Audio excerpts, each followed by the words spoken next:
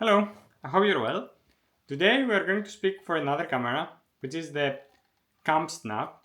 It is, I think in the market you can find a lot of screenless cameras at the moment from different companies. Maybe, I'm not sure, 100% sure, but I think this is how it started. And I think it cost me around 93 euros to buy it from a shop in Germany, because if I would have bought it from the US, which I think it's created, I will have customs possibly. And why I decided to go for this camera, I think I wanted to try the experience of using a digital camera without screen. It should be a little more mindful and actually make a video. My first video for this camera, it wasn't more like a review, which is the purpose of today's videos. It was like why I think it is really good as a mindful camera. And if I remember my thoughts, part of it is like it helps you to be more present, because when we take photos with digital cameras, we keep checking them, want the perfect shots. This is not the camera for the perfect shot. This is, I think, the creator of this, it was like a dad who was sending his kids to camp, and that's why the name is Camp Snap. And he was giving them like the single use film cameras, but he understood it was maybe too expensive and the kids were not using it properly. So he decided to make a digital camera with the same experience. And I think it's amazing. And I don't know if his intention was like for more serious photographers at the time. It was maybe more like a toy or for kids. And that's why it doesn't take perfect photos.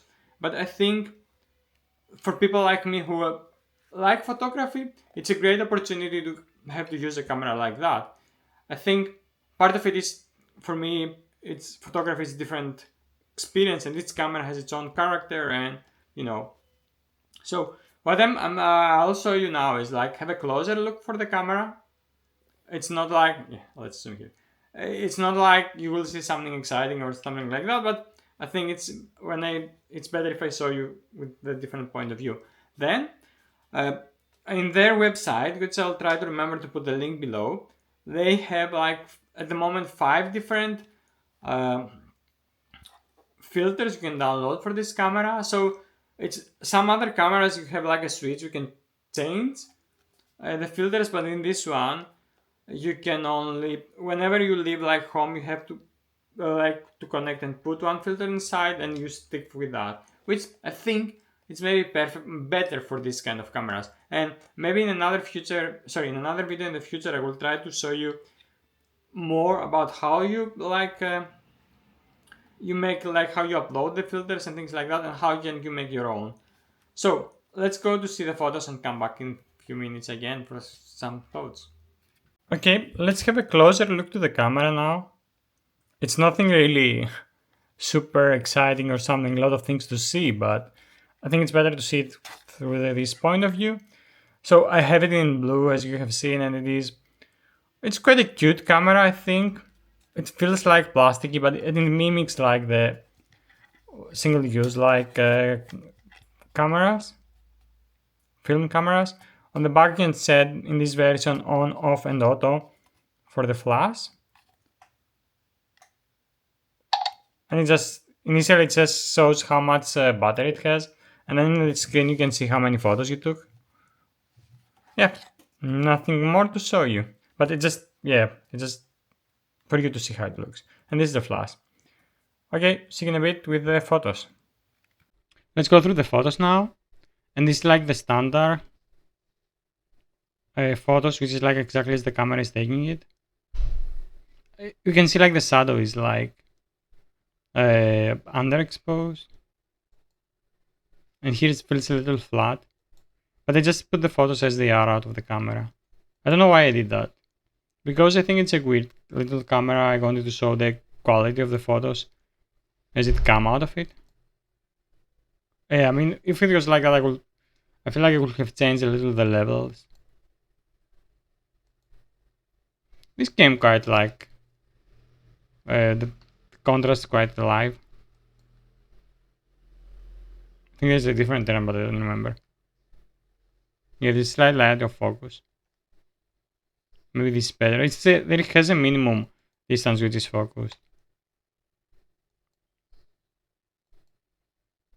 I was expecting this to be like the highlights overexposed, but maybe when you use some of the filters, because it was a standard, it wasn't.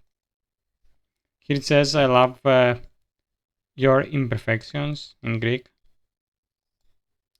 If you love vintage, this must be the place. Again, it's not perfectly aligned. And here again, stronger. It's like, it's hard sometimes with the camera to be good on that one. Vintage streetwear. Being silly. Sorry.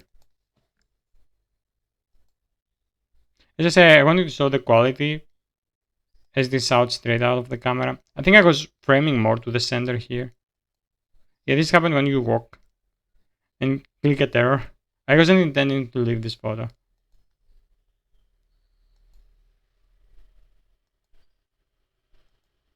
It feels a little amateuristic. At this empty city in the middle of August. It was a bank holiday in here. Then we move to the vintage, which is, as it says, vintage. You can see the colors are slightly different.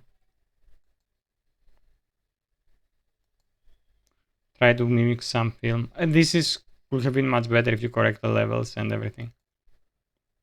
I like this color.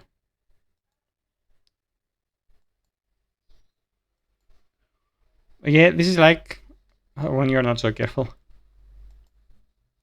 Here is like the highlights are overexposed.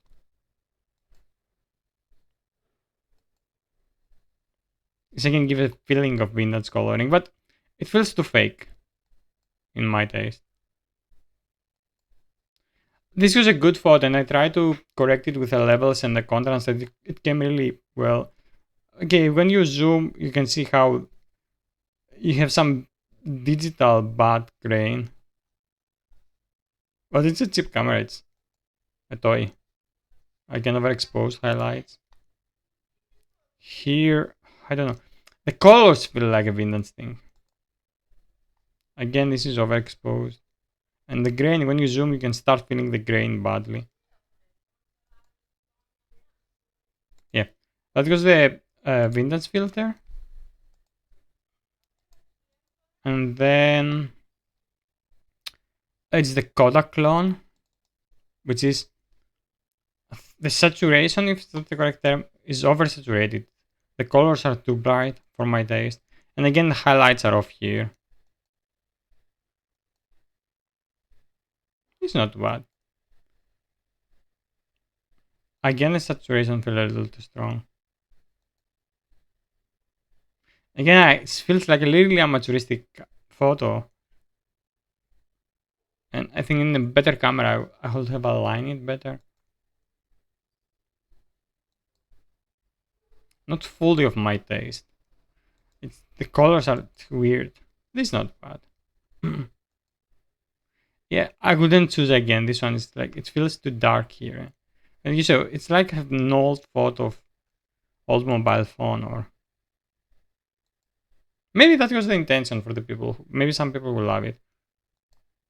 Again, this is not of my taste. Not aligned correctly.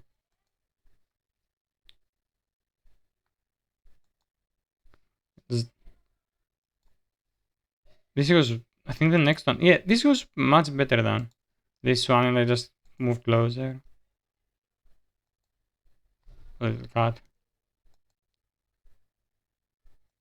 Yeah, I'm just showing you what the camera is actually doing.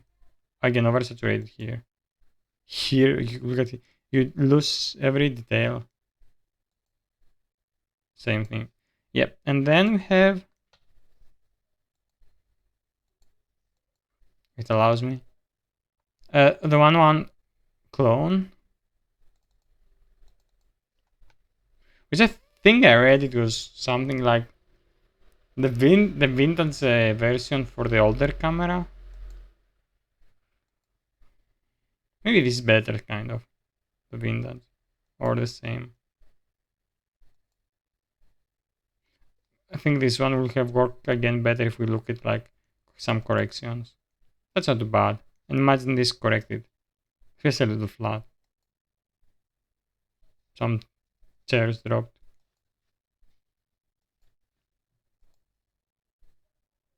This was not too bad. This is also, I think, okay, this is like what happened. I deleted a lot of photos, but my fingers appearing in place I didn't want them. Here again. This is not bad again. This is also not terrible. This again over the highlights overexposed. Same thing, you just I think it's slightly not too sharp. Maybe I moved or it was dark. I like this one. This again, not great photo. Okay, we stop with that, and then we have also the black and white. Why I'm not keep failing? Okay, I think the black and white is kind of my favorite. This is like a decent photo. The black and white is more forgiving in general. I think this again was too close to focus well. It's like the similar problems you have like with the uh, single user like or the basics very plastic lenses cameras with film, which is trying to mimic. Again, this the lighting is beautiful here. And imagine fixing it at little levels. It's not terrible again.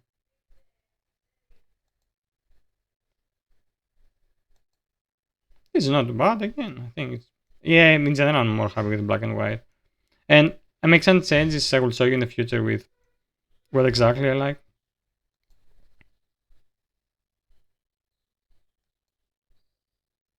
Here is also not bad. Yeah, I was like this is like an exhibition and I quite like this the setup here. It's like some like on displays of like I think it's a communication sorry like a internet and telephone company and they have like these exhibitions on their displays or something else. This is feels somehow flat. I don't know why. Because the if it was it would help if it like we change contrast and things like that.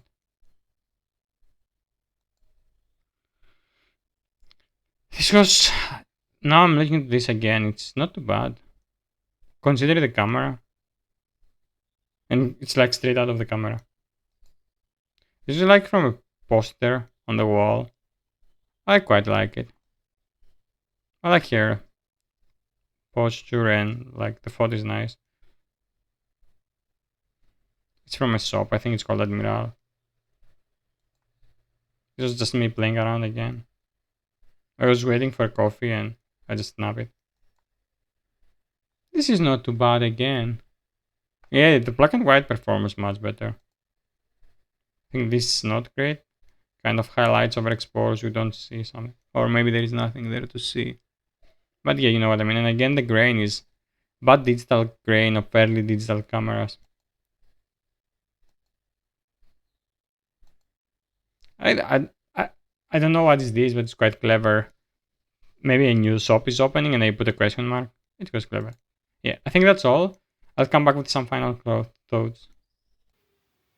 Hello, I hope you like them. The photos are not great, but this camera doesn't supposed to take great photos. It's more about yeah, it was intended for kids on the like camping and that's perfect for that because I think the battery life is quite long and you can take a lot of photos because of the low quality of them and it's a nice experience. Like it's like a toy and it's a cute toy. The thing is with this, what I noticed, like yeah, there are a few problems which I slightly mentioned on the when I was showing you is the focus that it doesn't focus very close and you have to be aware which is the closest distance. But I think this is typical also for like reloadable or single use film cameras. Then again, something which is happening with them is like what you see from the viewfinder is not exactly what the camera takes, and the alignment, which is not, as I noticed, I wasn't intended to be like not so aligned, and it was like yeah, it was like not vertical and things like that. But these are like straight out of the camera photos. So if I will make another video in the future, I will maybe like do like every other camera, kind of correct levels, correct like contrast maybe, crop if it needed, and we'll see it a little differently. And also, I'm not so happy with how the color films are looking. So, sorry, the color film simulations are looking. So I kind of make one myself, and I'm going to test it like in the next few days, and I'll come back to you with this one. And also, I come back hopefully with a separate video more about how to find the filters. I will put the link below, but I will maybe like how you upload them and things like that, and also how can you create your own. And I think more or less that's about the camera. I'm really glad. I know it's like it's not the best camera, but I'm really glad that it is in my collection, and it is like it's a different experience. This digital camera with no screen, I think it's different. And even in our mobile phones, we are wasting time taking the photos, and here you have to wait until you come home. And that was similar to the beauty of the film photography. Oh, sorry, I think I moved my camera. So this is kind of similar to the experience of the film photography, but we can. Some people say you can mimic this, but I think you cannot.